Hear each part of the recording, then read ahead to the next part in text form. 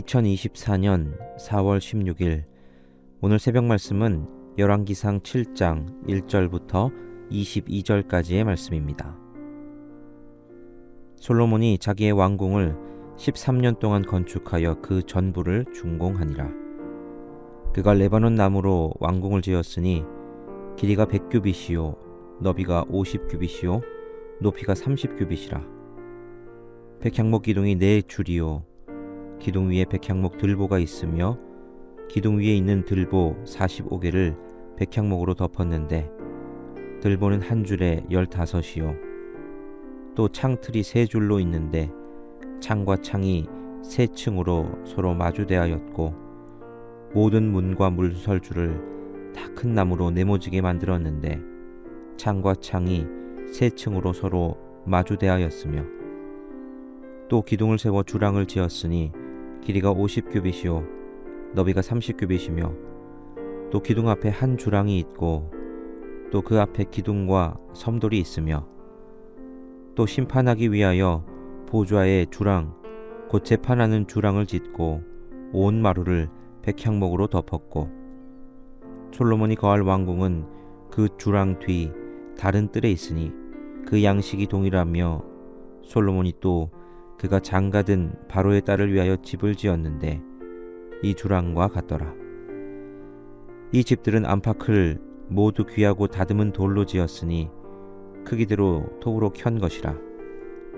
그 초석에서 처마까지와 외면에서 큰 뜰에 이르기까지 다 그러하니 그 초석은 귀하고 큰 돌 곧 10규빗 되는 돌과 8규빗 되는 돌이라. 그 위에는 크기대로 다듬은 귀한 돌도 있고 백향목도 있으며 또 큰 뜰 주위에는 다듬은 돌 3켜와 백향목 두꺼운 판자 1켜를 놓았으니 마치 여호와의 성전 안뜰과 주랑에 놓은 것 같더라. 솔로몬 왕이 사람을 보내어 히람을 두로에서 데려오니 그는 납달리 지파 과부의 아들이요 그의 아버지는 두로 사람이니 놋의 대장장이라. 이 히람은 모든 놋일의 지혜와 총명과 재능을 구비한 자이더니 솔로몬 왕에게 와서 그 모든 공사를 하니라. 그가 놋기둥 둘을 만들었으니 그 높이는 각각 18규빗이라. 각각 12규빗 되는 줄을 둘을 말하며 또 놋을 녹여 부어서 기둥 머리를 만들어 기둥 꼭대기에 두었으니 한쪽 머리의 높이도 5규빗이요 다른 쪽 머리의 높이도 5규빗이며 기둥 꼭대기에 있는 머리를 위하여 바둑판 모양으로 얽은 그물과 사슬 모양으로 따은 것을 만들었으니 이 머리에 7이요 저 머리에 7이라. 기둥을 이렇게 만들었고 또 2줄 성류를 한 그물 위에 둘러 만들어서 기둥 꼭대기에 있는 머리에 두르게 하였고 다른 기둥 머리에도 그렇게 하였으며 주랑 기둥 꼭대기에 있는 머리에 4규빗은 백합화 모양으로 만들었으며 이 2 기둥 머리에 있는 그물 곁 곧 그 머리의 공같이 둥근 곳으로 돌아가며 각기 성류 200개가 줄을 지었더라.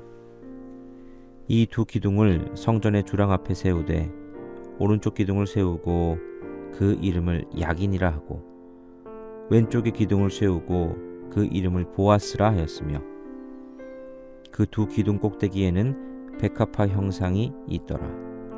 2 기둥의 공사가 끝나니라. 제가 인생을 살아가면서 꼭 이 경지에 이르고 싶다라고 생각하는 고백이 있습니다. 바로 사도 바울이 빌립보서 4장에서 했던 고백입니다. 빌립보서 4장 11절부터 13절에서 바울은 이렇게 고백을 합니다. 내가 궁핍함으로 말하는 것이 아니니라. 어떠한 형편에든지 나는 자족하기를 배웠노니 나는 비천에 처할 줄도 알고 풍부에 처할 줄도 알아.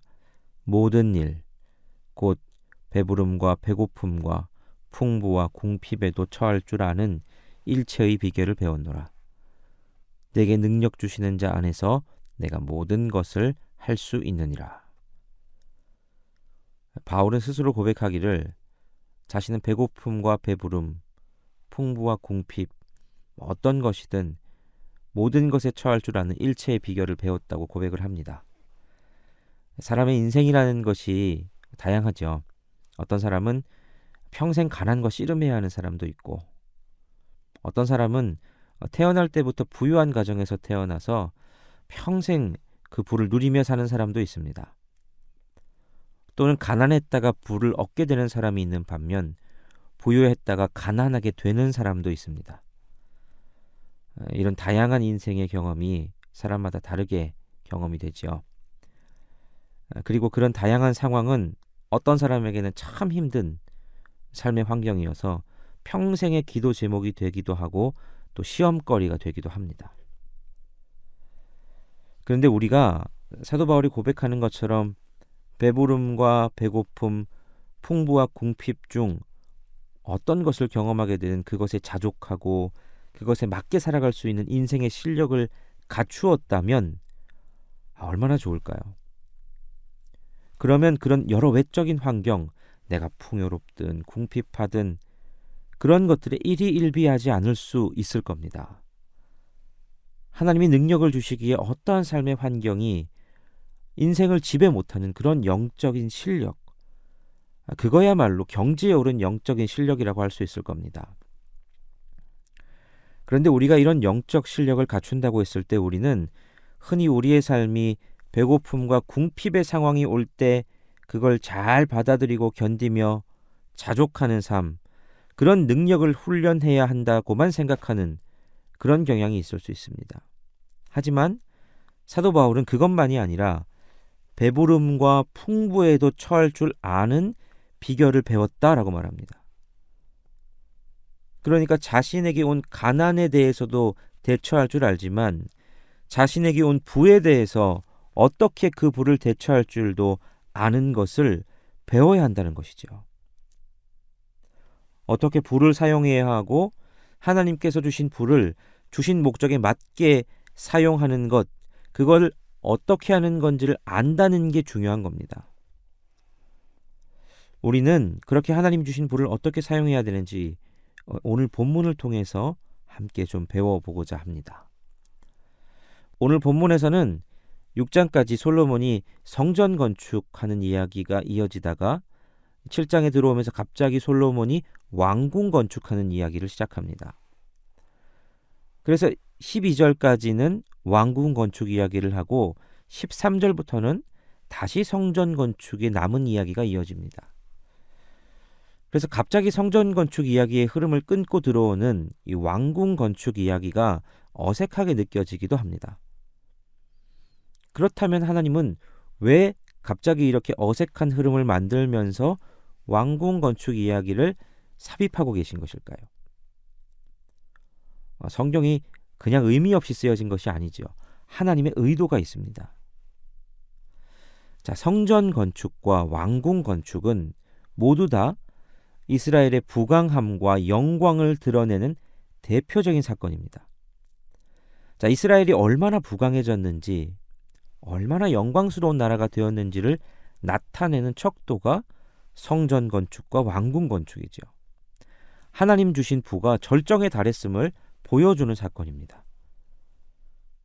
그러니까 솔로몬 왕이 배부름과 풍부에 처한 상황이죠. 자, 그럴 때 솔로몬 왕은 어떻게 할까요? 솔로몬은 7년간 성전 건축에 이어서 왕궁을 13년간에 걸쳐서 건축합니다. 성전은 가로 60, 세로 20규빗인 반면에 왕궁은 그의 4배가 넘는 가로 100규빗, 세로 50규빗입니다.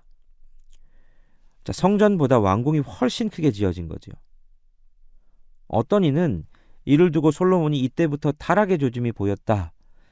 그래서 자기 왕궁만 크게 만들었다고 평가하는 이들도 있습니다. 하지만 상식적인 상황과 조건을 생각하면 꼭 그렇게만은 볼 수 없을 것 같습니다. 왕궁을 오랜 기간에 걸쳐서 더 크게 짓게 된 것에는 나름의 이유가 있지요.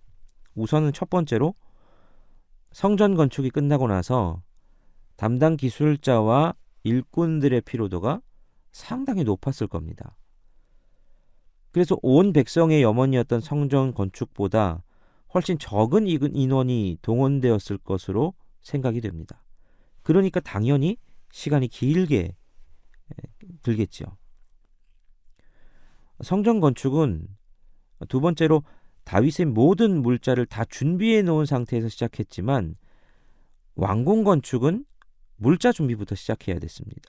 그러니까 당연히 시간이 오래 걸릴 수밖에 없었을 겁니다.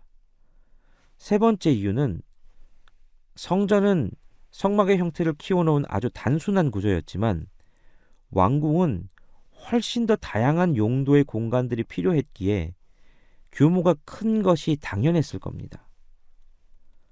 이러한 이유들을 생각하면 성전이 더 오랜 기간 건축되었고 더 크게 건축될 수밖에 없었다는 것이 이해가 됩니다. 그리고 우리가 간과하지 말아야 할 것은 솔로몬이 지은 성전과 왕궁 모두가 다 하나님께서 솔로몬과 이스라엘에게 주신 부를 상징하는 대표적 상징물이자 하나님의 영광을 드러내는 대표적인 상징물이었다는 겁니다. 솔로몬의 왕궁은 그저 솔로몬의 허영심의 산물로 보아서는 안 됩니다. 솔로몬은 아름답고 웅장한 성전과 왕궁을 통해서 하나님께서 자기에게 주신 부를 드러내고 하나님의 영광을 드러내고 싶었습니다. 그것이 당시 왕으로서 또 그 당시 문화 안에서 할 수 있는 방법이었죠. 그래서 솔로몬은 자신의 왕궁을 지을 때 성전과 매우 유사한 그리고 연관성 있는 모습으로 짓습니다. 성전에서 사용한 것과 같은 백향목을 사용하였고 똑같은 다듬은 돌을 사용해서 짓습니다. 그래서 12절에서는 마치 여호와의 성전 안뜰과 주랑에 놓은 것 같다라고 이야기하고 있습니다. 성전과 비슷한 부분이 많이 있었다는 거죠. 그리고 우리가 주목해야 할 것은 그 왕궁이 지어진 위치이기도 합니다.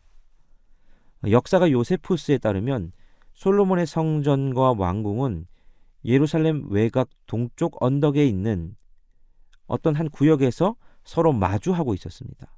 그러니까 아마도 솔로몬은 자신의 왕궁을 성전의 남쪽, 그러니까 다윗성과 지금의 성전 사이에 지었을 것으로 생각이 됩니다.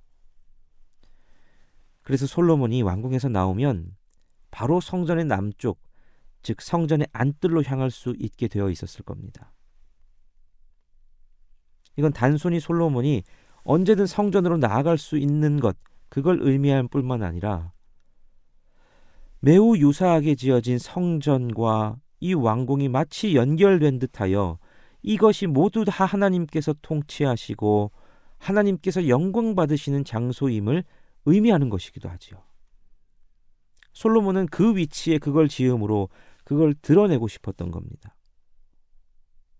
그러므로 우리는 솔로몬이 자신에게 주어진 부를 가지고 그저 자신이 누리기 위해 넘치는 부를 주체 못하고 사치를 부린 것이 아니라 하나님의 영광을 위해 최선을 다해 자신의 부를 쓴 것이라는 것을 깨달아야 합니다. 하나님은 이 세상 모든 것을 지으신 분입니다. 세상 모든 것이 하나님의 것이지요. 그러므로 세상의 모든 부가 우리 하나님 아버지의 것입니다.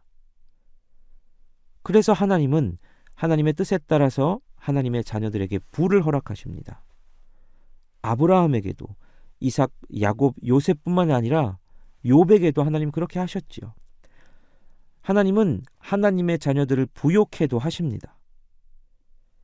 그런데 잊지 말아야 할 것은 하나님께서 부를 주실 때 그 부를 그 사람 개인의 영광과 개인의 쾌락을 위해서 주시는 것이 아니라는 사실입니다.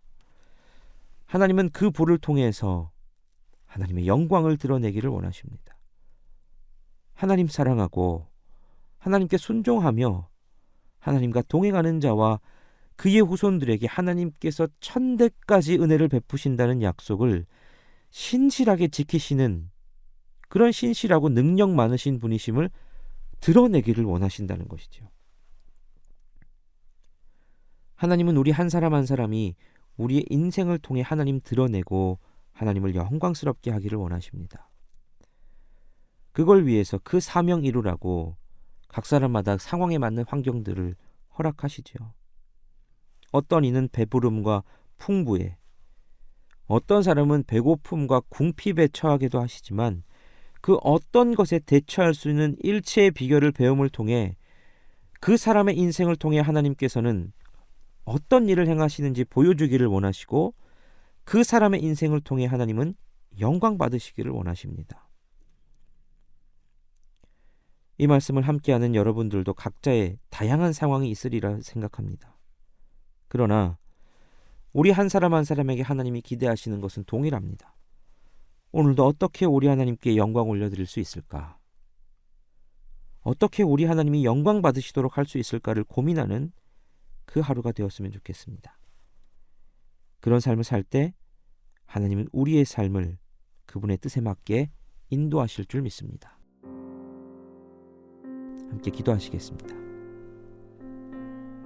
인생의 주관자이신 하나님 아버지, 우리가 배부르든 배고프든 풍부하든 궁핍하든 자족할 수 있으며 어떤 것에도 처할 수 있는 능력 가진 자 되기를 소원합니다. 하나님이 내 아버지 되시고 내 아버지는 능력과 부가 한이 없으신 분임을 깨달아 세상에서 비굴하지 않고 당당하게 살게 하여 주옵소서. 어떠한 상황 가운데서도 하나님이 우리 삶을 붙들고 계시기에 상황에 이끌려 다니는 인생이 아니라 하나님께 영광 올려드리는 사명에 붙들린 인생 되고 싶습니다. 주님, 우리로 오늘 하루뿐 아니라 일생 동안 그런 인생 살 수 있도록 인도하여 주옵소서. 예수 그리스도 이름으로 기도하옵나이다. 아멘.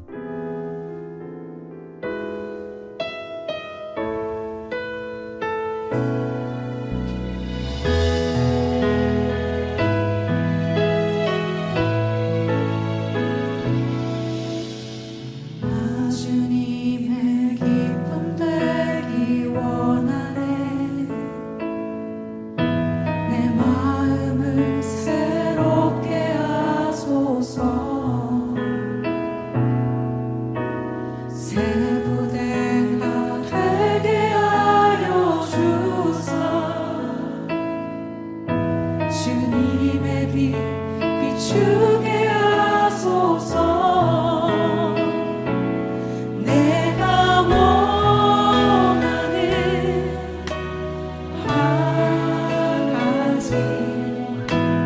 주님의 기쁨이 되는 것,